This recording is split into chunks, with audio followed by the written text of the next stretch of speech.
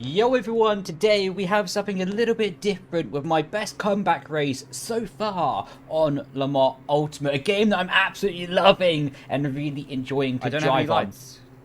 At the moment, I'm still a little bit new to Le Mans Ultimate. As you can hear there, I was confused about not having lights come up on the screen, but of course they're going to come up in a flash when we get the green light and ready to go, as it's going to be popping up just about now. There we go. So I had a half So decent weird. qualifying, but to be honest, I made a mistake in my final lap, which really compromised me, meaning that we started in P6 through turn 1, just trying to keep the car clean, trying to keep it in a compact area as the track gets very narrow. Look in the mirror, a car sends it down the inside. We get tagged, we get spun, and what a brilliant start to the race that is. You know, in that situation, you just have to park the car and hope that people don't collect you, like this purple car. Oh Even more amazing. Right, I mean, first of all, please no one put any negative comments Brilliant. against a purple car. I'm not too sure what his name was. But anyway, don't put any negative comments because these are also rookie races. In the Ultimate, you have to gain license ranking before you can be promoted. So at the moment, these are sort of still entry-level races to Le Mans Ultimate and the multiplayer experience. This is split 1 within that category. So this is the fastest split within those people in those sort of entry-level races. But yeah, you know, the key is in the name. Entry-level races, people can make mistakes, and when you're driving with traction control in that situation, what I think he was going for was to try and blip the throttle, get the car spun around, and off he goes. But the traction control kicked in, meaning of course he wasn't able to get the wheel spin and just drove straight across the track into us. What has meant we borderline have a hold in the side of our car. If you look to the bottom right hand side of the screen, you can see the 4 tyres, but of course is a really nice indication of how the tyres are in the temperature, whether they're hot, cold, blue if they're cold, green if they're optimal, and it sort of goes to sort of orangey if they're getting too hot. But around that, you can see the bodywork highlighted around the car, so you can see everything but the front of the car is damaged right now. So that is far from optimal, a 1:55-minute lap time for a first time around the track. Also, I was very new to this track and this car combination. I'm still very new to the Ultimate in general. Oh, here we go. What a rejoin. So we have that's what the other person was trying to do the lap before, you know, flick the car around, but that car got a bit caught out by the grass and it spun him back around in the wrong direction. Anyway, as I was saying, yeah, quite new to the Ultimate, loving the game, but yeah, learning this track and car combination as well during this race. So I only had like 10-15 minutes to warm up and practice ahead of this race as well, so it's very much a progression for me. And more than likely, you're going to see me get more and more comfortable with this car and track combo as the race goes on, really getting close up to the cars ahead. And you can see we've got 4 cars really condensed. And I really feel that we have a strong pace. Even on the previous lap, we were still representative in the good pace compared to leader. So what we need to do is make hay while the sun shines. And we send it down the inside very aggressively. And I have to say, I give the car a bit of a squeeze. He gives me a flash of his headlights in the mirror. You can see there what is probably justified, as it was a little bit shaky of me, I'm not going to lie. But you know, this car is quite difficult to overtake on. It's really difficult to manage with the dirty air, and the slipstream is really not that powerful either.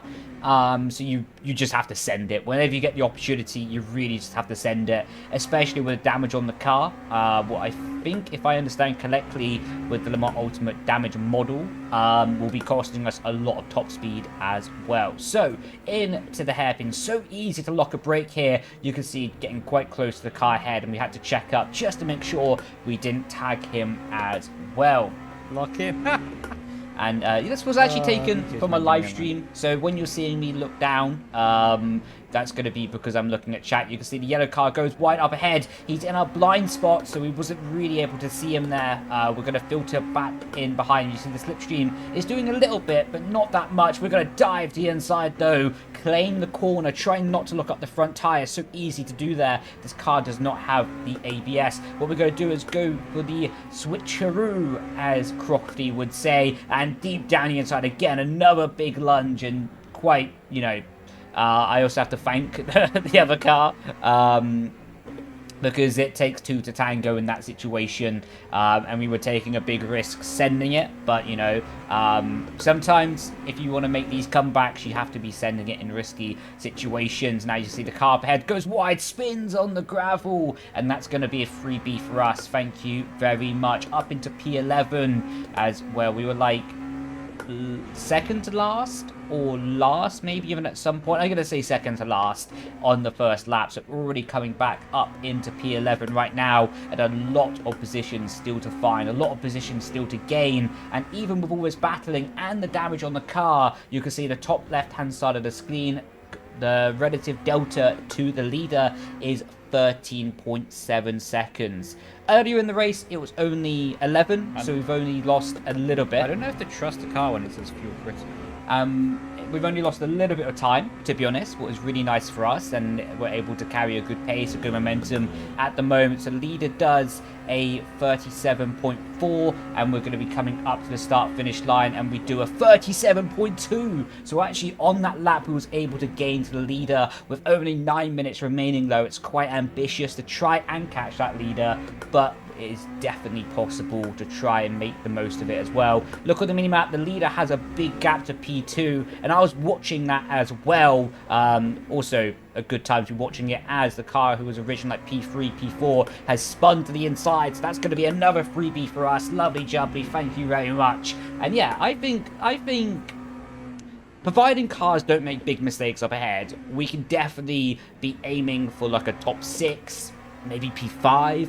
But with the chaos of this race unfolding and cars spinning, battling, losing time, giving us freebies as well, we can really be in a position that if we get everything perfect, we could be coming back towards a podium. So you see the two cars up ahead fighting right now, and this is going to bring us a very unique opportunity. I know that they're both going to lift, or they're going to have a big crash. We keep the throttle committed. We've already had enough crashes here today. We're not afraid of another one. We put the car in the middle, and yeah.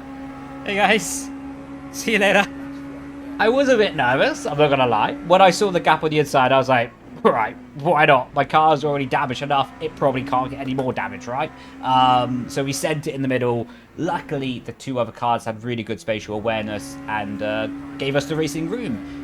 Now we're on to a 37.5 again later in the race. 2/10 off our provisional best. Tyre dig is very huge around this circuit. So easy, as I mentioned earlier, to lock up that front tyre. No ABS on this car. A lot of power, relatively, I would say.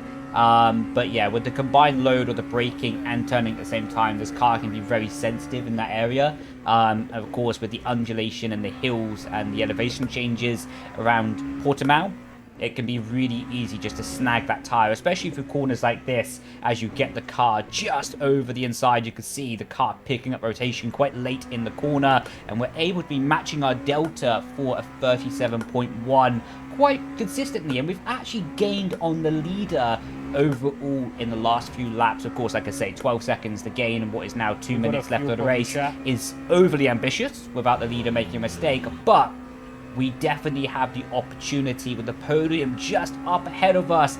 The podium runner did a 37.5 P3, we did a 37.3, so we are gaining, and we're going to have 2 more laps to go in this race. But that's also a bit of a problem. If you look to the bottom right hand side of the screen, we've only got 1.7 laps of fuel remaining. Okay, that curve didn't work.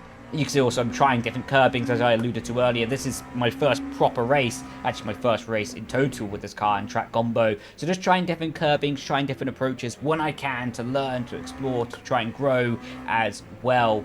Grow the knowledge, I should say, not physically. Wouldn't be a bad thing, actually, to grow physically. Anyway, I'm getting off the point here, aren't I? I need to get back into it, need to lock in. As you can see now, we also got the fuel alert on the dash. What isn't too ideal, but we're going to try and get past this P5 car up ahead of us, because for all we know, they might run out of fuel as well. And you can see, going to go to the inside, and I was quite surprised he let us go here. I doubt he had the information that we were going to run out of fuel. But either way, we'll take it. And my game plan here was, look, I know that I can't save enough fuel to make it to the end of the race. So all I can try and do is extend the gap to like P7, P8, those cars behind us as much as possible and just pray and keep our fingers crossed that the run to the start-finish line could be with enough of momentum that we can hang on to P6 in this race, and maybe we'll get lucky and the cars behind us run out of fuel as well. I'm not too sure exactly if the running out of fuel... Oh, bottomed out a little bit there. Curve doesn't work.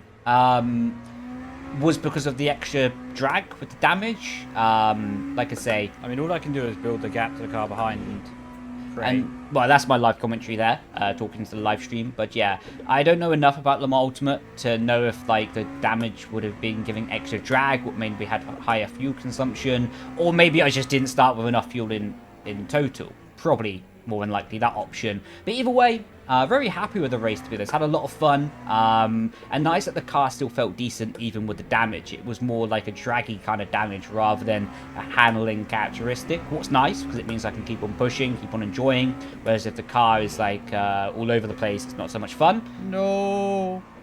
And as you can hear, we're now out of fuel. I'm going to leave it with my live commentary for this segment of the video. Come on! Oh no!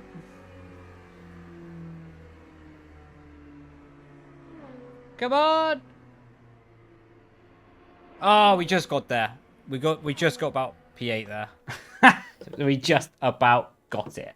So, P8 in the end, probably should have been P5, but is what it is. What a comeback, though. On road was P5. Was second fastest lap as well, with the damage. That lap 1 was not ideal. Whoa, what was the geezer behind doing?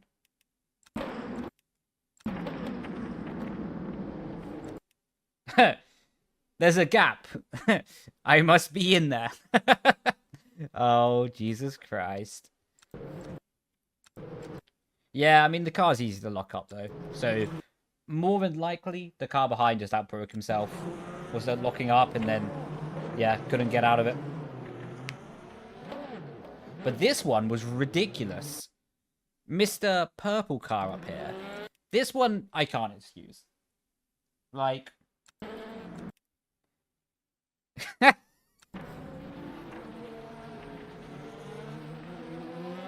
Holy macaroni. Holy macaroni indeed. Well, hopefully you enjoyed the video. I really enjoyed driving it, to be honest. I really enjoyed doing post-comms on it as well. So yeah, planning to do more Le Mans Ultimate videos and probably similar videos with this kind of topic, taking races that I've enjoyed doing on like Le Mans Ultimate, iRacing, F1, etc., and just continue making highlights out of them. Of course, continuing with the tutorials and that kind of vibe on the F1 series as well. But yeah, anyway, I've been Brendon Leigh, and I will catch you in the next video. Grazie ragazzi, everyone. Thank you so much. Ciao, ciao. Bye-bye.